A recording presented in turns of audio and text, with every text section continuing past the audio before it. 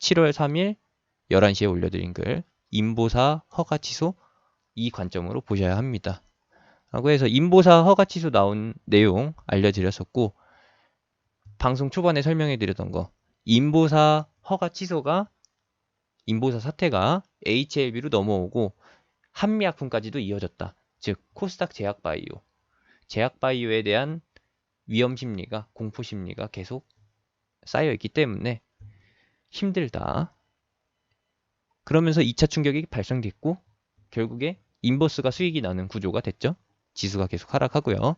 그렇다면은 핵심 기관과 외국인은 제약바이오 대신에 무엇을 선택하냐라는 거예요. 제약바이오라고 보기도 좀 그렇죠. 코오롱 티슈진 코오롱 생명과학 그리고 HLB 생명과학 한미약품 뭐 하반기에 임상 결과가 나올 것이라고 알려진 메지온 헬릭스미스 얘네를 빼놓고서 무엇을 볼 거냐는 거예요. 첫 번째로는 얘네 빼고 지금 방금 말씀드린 종목들 빼고 새로운 이외에 제약바이오, 대형 제약바이오를 가지고 매매를 할 것이냐 아니면은 아싸리 제약바이오를 포기하고 다른 섹터에서 수익을 낼 것이냐 두 가지밖에 없다라는 것이죠. 기관과 외국인이 선택할 수 있는 거는 둘 중에 하나라는 겁니다.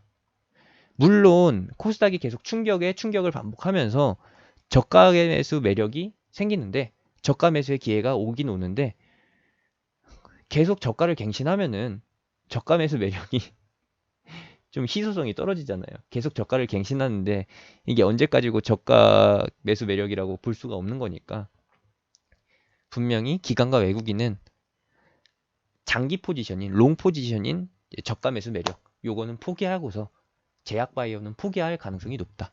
그러면은 기관과 외국인의 자금을 소화해 줄 만한 새로운 큰 판이 짜여지게 될 겁니다. 거기서 우리가 알 수 있는 거는 확실한 거, 지금 시장에서 확실한 거는 첫 번째로 실적 기반의 5G 통신 관련주 KT, SK텔레콤, LG U+를 말씀드리는 게 아니라 얘네랑 거래를 하는 계속 거래를 하고 앞으로도 계속 매출이 쌓일 수주가 들어올 통신 관련주들 이게 첫 번째가 되겠고 우선순위로 말씀드리는 게 아니에요. 후보를 말씀드리는 거죠. 첫 번째 후보는 5G 통신 관련주가 되겠고 통신 장비, 통신 설비. 그리고 두 번째는 무엇이냐? 대북주라는 것이죠. 지금 제약바이오 시총에 비빌 수 있는 만한 수준이 대북 섹터가 있습니다. 그리고 제약바이오보다 큰 시장이, 큰 판때기가 반도체인데 반도체도 일본 규제 사태로 인해서 전쟁통이잖아요. 정신없잖아요. 뭐 여기서 저가 매수 기회를 잡을 수 있다라는 게 기관과 외국인의 선택지인데 가능성은 열려있다. 이 세 가지에 열려있다. 라는 것이고 이 세 가지가 큰 사이클을 그릴 때 사이사이에서 이 사이 구간에서 기존의 수소차도 있을 것이고 그리고 그 사이에서 또 개별 이슈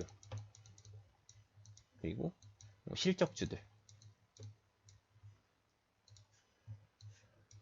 이런 것들이 있을 거다라는 겁니다. 기존에 워낙에 좋은 섹터를 많이 설명해 드렸었기 때문에 끼어 팔기로 가는 sek터들 굳이 여기서 설명해 드릴 필요는 없고 큰 것만 알려드리겠습니다. 요 세 가지가 중요하다라는 것이죠.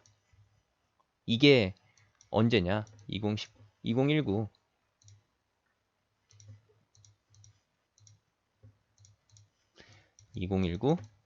하반기 주도 섹터 이거 빼고는 2019년 하반기 얘기를 할 수가 없다라는 거예요. 이 얘기만 계속 나올 것이라는 거죠. 물론 지금 제 방송을 보고 있는 회원이 아닌 사람들도 있을 겁니다. 100%요. 확신해요.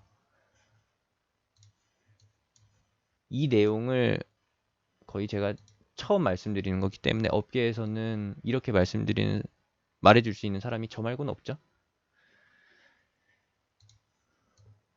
이게 가장 중요하다. 이제 당장 내일부터 이 얘기가 줄줄이 새어 나올 겁니다.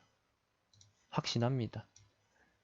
2019년 하반기 주도 섹터는 이 세 가지가 될 것이라는 거 확실하게 알아두시면 되겠고, 그리고 외국인과 기관이 선택하는 거는 요건 거고, 개인이 선택할 수 있는 거는 이 세 가지 플러스 무엇이다? 총선 관련주다. 총선은 누구죠? 바로 인맥 관련주라는 거.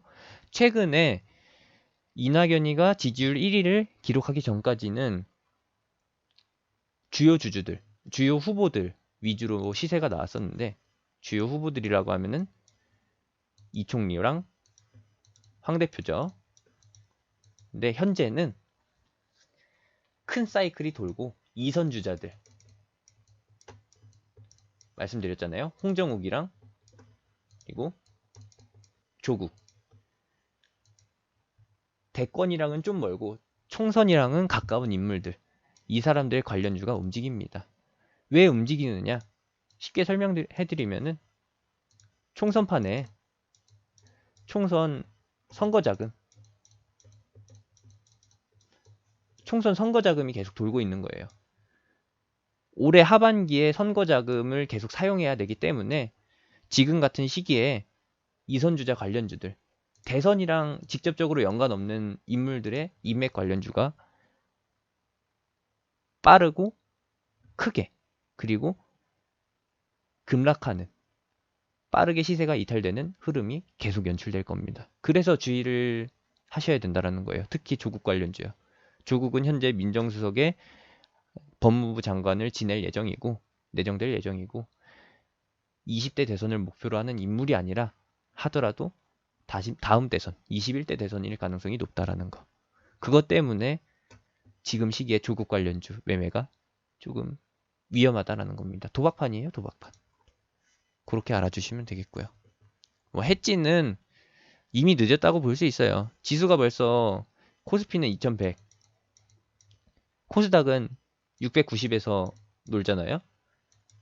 이미 좋은 매수 기회를 놓쳤다라는 건데, 근데 또 한번 지수가 반등해줘서 매력적인 가격에 오면은 해지 투자도 고려해 볼 만하다. 왜? 내년 상반기까지 지수가 암울하기 때문에요.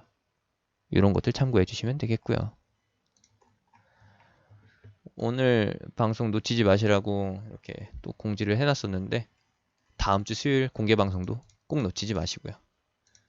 놓치지 마시고,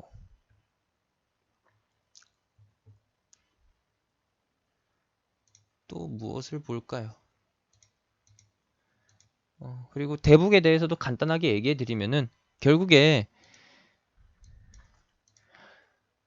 대북도 정책주의입니다. 테마주의면서 정책주인데, 지금 현재는 국내 정치판에서 정책주로 부각받는 게 아니라 트럼프 재선에 사용되는 정책주의입니다. 북한의 비핵화는 트럼프 정책 테마예요. 이렇게 보시면 조금 더 판이 크죠? 이렇게 봐주시면 됩니다. 언제까지 유효하냐? 당연히 트럼프 재선 투표까지.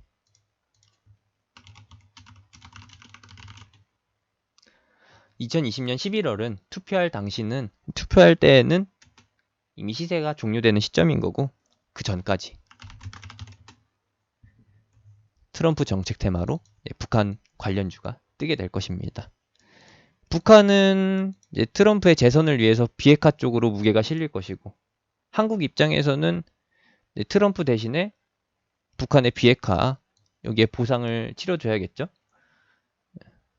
제주는 한국이 부리고 성과는 트럼프가 가져가는 구조, 그렇게 갈 것이라고 봅니다. 이렇게 봐주시면 되겠고요. 뭐 관련주는 제가 어디 있냐, 여기에 하나 또 올려드렸었는데, 여기 있죠? 여기에 싹 다 정리해드렸습니다. 7월 2일 글이에요. 판문점 회동 사실상 종전선언이라고 문재인 대통령이 말했습니다. 문재인 대통령과 트럼프 대통령이 판문점, 북한으로 건너가서 김정은과 마주했고, 이제 트럼프와 김정은 간의 은밀한 사인 교환이 있었습니다. 서로 시그널을 보냈죠. 셋이서 같이 사진도 찍고요. 그리고 트럼프는 예정이 없었던 DMZ 방문을 통해 내가 이렇게 성과를 내고 있다라는 걸 보여줍니다. 미국 대통령 중에서 이제 북한 땅에 발을 들인 게 트럼프가 최초라고 해요. 의미가 있죠. 그리고 관련주로는 현재 현재 쌀 지원 추진 중인 대북 식량 관련주들이 있고, 그리고 이번에 DMZ 군사분계선에 북한 땅에 트럼프 대통령이 발을 디디면서 DMZ 관련주도 주목받았고, 그리고 현재 미국이 북한을 대상으로 해서 선박 운항을 제재하고 있습니다. 그것 때문에 선박으로 쌀이 지원될지 아니면은 육로 교통수단으로 해서 진행될지 확실치가 않은데, 선박 운항이 금지가 되면은 안 된다라고 하면은 분명히 육로 수송으로 진행되겠죠. 그러면은 철도도 있고 이외 도로 관련주들도 있겠죠. 그리고 이번에 문재인 대통령이 은근히 트럼프 대통령한테 이렇게 찔러 넣었던 개성공단 재개 이런 것도 있고, 상징성 사업으로 평화 상징성 사업으로 금강산이 재개될 수도 있고, 금강산 관광이요. 그리고 북한에 대한 투자, 사회간접 투자, 사회간접 자본에 의한 투자, 민간 기업의 투자 관련해서 현대그룹주나 기타 이런 종목들 있다라는 거 게시글에서 확인해 보시면 되겠습니다. 7월 2일 게시글이에요. 굳이 차트를 보여드릴 필요도 없습니다. 다 고만고만한 차트고 상승을 앞두고 있기 때문에 자, 결과적인 뉴스가 나오기 전까지는 기대감으로 상승할 수 있는 게 바로 북한 관련주, 대북 관련주다라는 거 체크해 주시면 되겠습니다.